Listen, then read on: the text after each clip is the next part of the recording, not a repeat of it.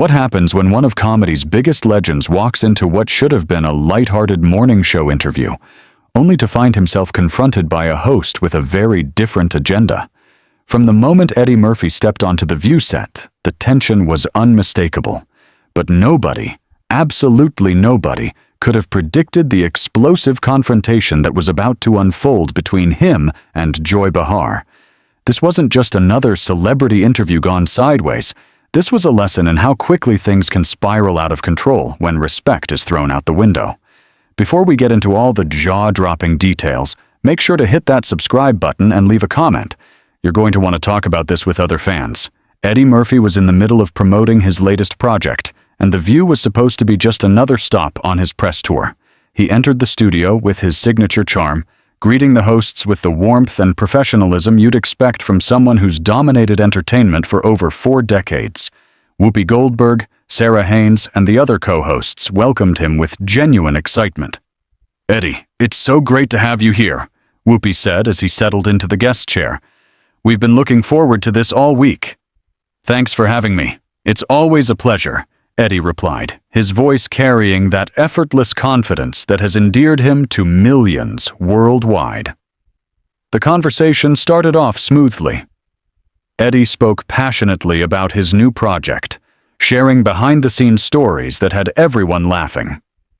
His charisma was on full display as he described working with the cast and crew, offering anecdotes that highlighted both his comedic timing and genuine appreciation for collaboration. "After all these years, I still get excited about new projects," Eddie said, his eyes lighting up. "There's something magical about bringing characters to life and hopefully making people laugh or feel something unexpected." "That passion really comes through in your work," Sarah said. "You've managed to stay relevant across generations of fans." "That's because comedy, real comedy, is universal," Eddie responded. "People need to laugh, especially in times like these. If I can offer a little escape or joy, then I'm doing my job right." But then Joy Behar, who had been unusually quiet, leaned forward with a look that made it clear she had been waiting for this moment. "Speaking of comedy," she began, her tone suddenly sharp, disrupting the warm flow of the interview. "Don't you think some of your earlier material might be considered problematic by today's standards?"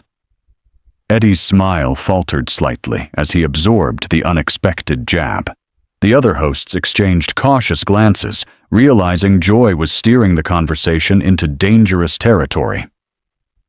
"I'm sorry. What exactly do you mean?" Eddie asked, keeping his composure, but clearly caught off guard. Joy pressed on, clearly enjoying the discomfort she had created. "There are jokes in your old stand-up routines that some people might find offensive. Don't you owe your fans an apology for that?" "Maybe we should focus on Eddie's current work," Whoopi interjected, trying to redirect the conversation. But Joy wouldn't back down. "No, this is important," she insisted. "In today's climate of accountability, shouldn't public figures take responsibility for their past mistakes?" Eddie straightened, his expression hardening. "Mistakes? Hold on a minute, Joy. Let's be clear. I've been doing comedy for over 40 years. I've always pushed boundaries. That's what comedians do." "At whose expense?" Joy shot back, her voice rising. "Some of those boundaries hurt people." "Comedy examines society, including its flaws," Eddie replied, his voice calm but edged with growing impatience. "If we start censoring art retroactively based on evolving standards, where does it end?" Joy leaned back, smirking as though she had Eddie on the defensive. "So you have no regrets about your past material?" "I'm proud of my body of work," Eddie said firmly. "I've grown as a person and performer over the decades, just like everyone else, but I'm not going to apologize for making people laugh or for being part of comedy history." The tension in the studio had become almost tangible, and it was clear this was no ordinary morning show interview. The audience shifted uncomfortably in their seats, and the other hosts were clearly struggling to manage the increasingly hostile dynamic Joy had created. "That's a very convenient way to avoid accountability," Joy said, her contempt barely concealed. Eddie's jaw tightened. Convenient? You think it's convenient to ambush me on what was supposed to be a friendly interview promoting my work? You think it's convenient to reduce my entire career to the talking points you prepared before I even walked in here? I'm just asking the questions that need to be asked, Joy replied, defensive but clearly enjoying the confrontation more than someone genuinely interested in accountability. No, you're not asking questions, Eddie shot back, his voice rising for the first time. You're making accusations and demanding apologies for comedy created in a different era. Do you apply this same standard to every comedian who's ever pushed boundaries, or just me sitting here right now? Sarah Haynes tried to intervene, but Eddie wasn't finished. Let me ask you something, Joy, he continued, turning to face her directly. Have you ever said anything in your career someone might find offensive? Made a joke that might not age well? If we're playing this game of retroactive judgment, it should apply to everyone, don't you think? Joy's face flushed red, caught off guard by his direct challenge. The smugness she radiated moments ago was quickly replaced by defensive anger. That's completely different, she stammered. I've never made material like you have. Really? Eddie raised an eyebrow skeptically. So, you've never made a joke about someone's appearance, background, or beliefs? Never said anything that might hurt feelings or make someone uncomfortable? Whoopi attempted to restore calm. Maybe we should take a step back and remember we're all on the same team. No, Whoopi, Eddie said, clearly fired up. This is exactly the conversation we need to have. What's happening right now is a perfect example of the double standards destroying honest dialogue in this country. Double standards? Joy scoffed, her voice dripping with indignation. I think you're being a little dramatic. Dramatic? Eddie laughed, without humor. Joy, you literally ambushed me on live television, demanding I apologize for my entire career, and you think I'm being dramatic for pointing out the hypocrisy? The audience was silent, riveted. This wasn't the usual controlled chaos of daytime TV. This was raw, unfiltered conflict between two strong personalities with opposing worldviews. I wasn't ambushing you, Joy protested, though her defensive tone betrayed the truth. I was asking legitimate questions about accountability and entertainment. Legitimate questions? Eddie's voice rose again, his composure cracking under Joy's relentless pressure. You came in with a predetermined agenda to make me look bad, and now you're gaslighting me into thinking this is some noble journalistic pursuit. Sarah Haynes tried again to mediate. I think what we're all trying to get at is how artists can grow while still honoring their past work. Thank you, Sarah, Eddie said, softening slightly toward her. That's exactly what real growth looks like. It's not erasing the past. It's learning from it and continuing to create authentically. But Joy wouldn't relent. Authenticity doesn't excuse harm, Eddie. Words have consequences, and public figures need to acknowledge when they've caused pain. And there it is, Eddie said, frustration and disappointment clear in his voice. The assumption that comedy is supposed to cause harm. Do you understand what comedy actually is, Joy? Its purpose in society? I understand comedy can marginalize people and reinforce harmful stereotypes, Joy shot back, confident in her social justice stance. Comedy can also challenge power structures, speak truth to authority, and help people process difficult realities through laughter, Eddie countered. But I guess that doesn't fit your narrative, does it? The other hosts looked increasingly desperate, trying to pull the interview back from the spiral of hostility. Whoopi, who had remained relatively quiet, finally stepped in, her voice firm and authoritative. Listen, both of you, she said, signaling that she intended to regain control of the discussion. We're all adults here, Whoopi said firmly, and we can disagree without tearing each other apart. Whoop's right, Sarah added quickly. There's room for different perspectives. But Joy seemed determined to have the last word, unable to resist one final jab. I just think When you have a platform as big as yours, you have a responsibility to use it thoughtfully. That comment was the final straw for Eddie. He had clearly reached his breaking point with Joy's sanctimonious lecturing. A responsibility to who, Joy? To you? To whatever committee decides what's acceptable this week?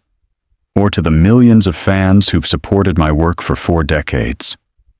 To society, Joy said pompously, oblivious to how condescending she sounded. Society? Eddie's voice burned with incredulous anger. You think you speak for society? That your personal opinion somehow represents hundreds of millions of people? I speak for people who believe in basic human decency, Joy insisted, doubling down. Basic human decency, Eddie repeated, his voice growing louder. Is it basic decency to ambush a guest on your show? To attack someone's life's work without context? To demand apologies for art created decades ago under completely different cultural circumstances? Joy's face flushed red, her voice trembling as her attempt to humiliate Eddie backfired. I don't have to sit here and be lectured by someone who built a career on offensive material, Eddie continued, his words cutting. And I certainly don't have to sit here while someone who invited me on under false pretenses attacks me. Did you think I'd just sit quietly while you tried to tear down everything I've worked for? Did you think I'd smile and nod while you reduced my entire career to your personal grievances? The studio tension hit its peak. The other hosts looked panicked, trying to salvage what had become a complete disaster. The audience sat in stunned silence, witnessing conflict far beyond the usual controlled chaos of daytime TV. This is exactly the kind of aggressive behavior I was talking about, Joy said, desperately trying to reclaim moral high ground. Aggressive behavior? Eddie laughed bitterly. Joy, you've spent the last 10 minutes attacking me, my work, my character. And you want to call me aggressive for defending myself? Unbelievable. Whoopi made one last attempt at diplomacy. Okay, let's all take a breath. We're talking about important issues. But Eddie was done with diplomacy. The gloves were off. Joy had picked the wrong person to humiliate on live television. Eddie rose from his chair, movements deliberate, eyes blazing. The atmosphere shifted from tension to alarm. You know what, Joy? He said, his voice dangerously quiet, more threatening than any shouting. I've been in this business over 40 years. I've faced critics, haters, people trying to tear me down. But I've never encountered someone with the audacity to invite me on just to ambush me with this self-righteous garbage. Joy shifted in her seat, realizing she may have gone too far. Eddie, I think you're overreacting to some simple questions. Simple questions? Eddie exploded, startling everyone in the studio. Simple questions? You call attacking my entire life's work simple questions? Demanding I apologize for making people laugh? Simple questions. Lady, you wouldn't recognize a simple question if it walked up and introduced itself. Producers gestured frantically from behind the cameras, desperate to cut to commercial. But the confrontation was moving too fast. I was trying to have a meaningful conversation about accountability, Joy said weakly, her earlier bravado gone. Meaningful conversation? Eddie's laugh was harsh and bitter. Joy, you wouldn't recognize a meaningful conversation if it came with subtitles. What you tried to do was score cheap political points by attacking someone you thought would just sit there and take it.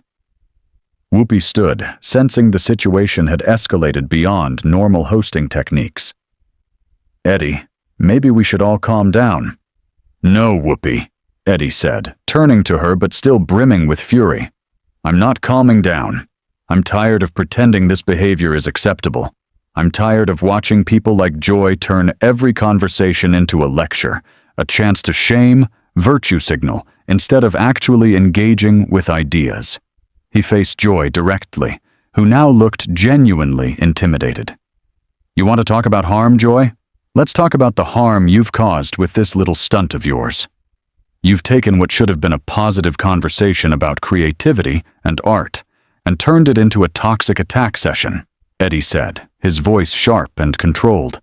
You've shown millions of viewers that genuine dialogue is impossible when one person walks in with a predetermined agenda to destroy the other. I never tried to destroy you, Joy protested, her voice lacking conviction. Really? Eddie's tone dripped with sarcasm. Then what would you call what just happened? 15 minutes of attacking my character, my work, my integrity, demanding apologies for comedy that has brought joy to millions? If that's not an attempt to destroy someone, I'd love to know your definition of a friendly conversation. Sarah Haynes made one last effort to salvage the interview. I think there might be some miscommunication here.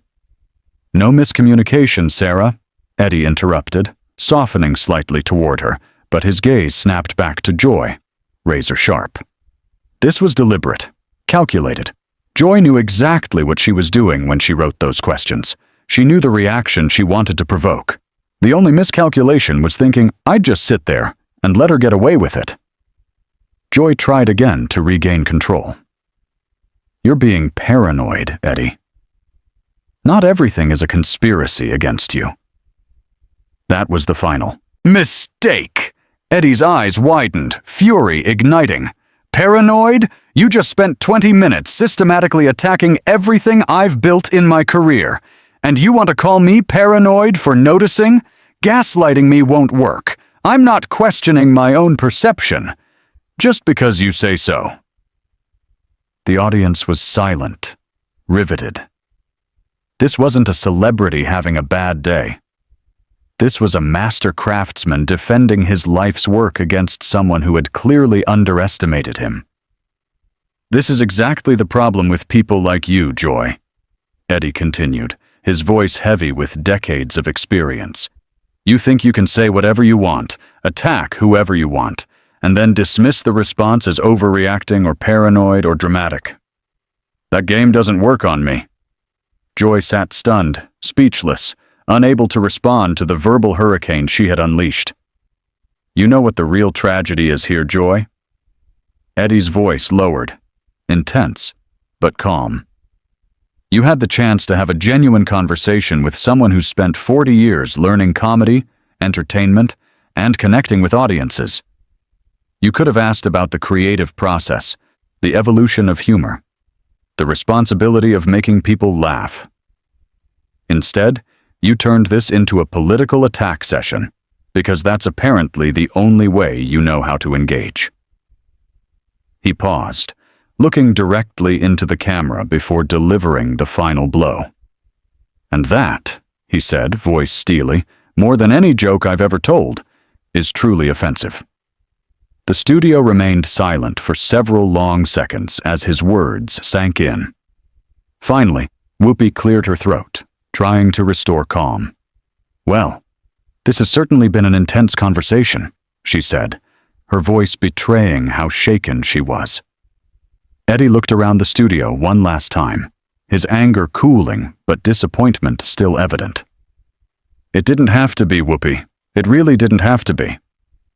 With that, he walked off the set, leaving behind a stunned audience, a group of shell-shocked hosts, and one thoroughly humiliated Joy Behar, who had just learned the hard way that some people refuse to be victims of ambush journalism.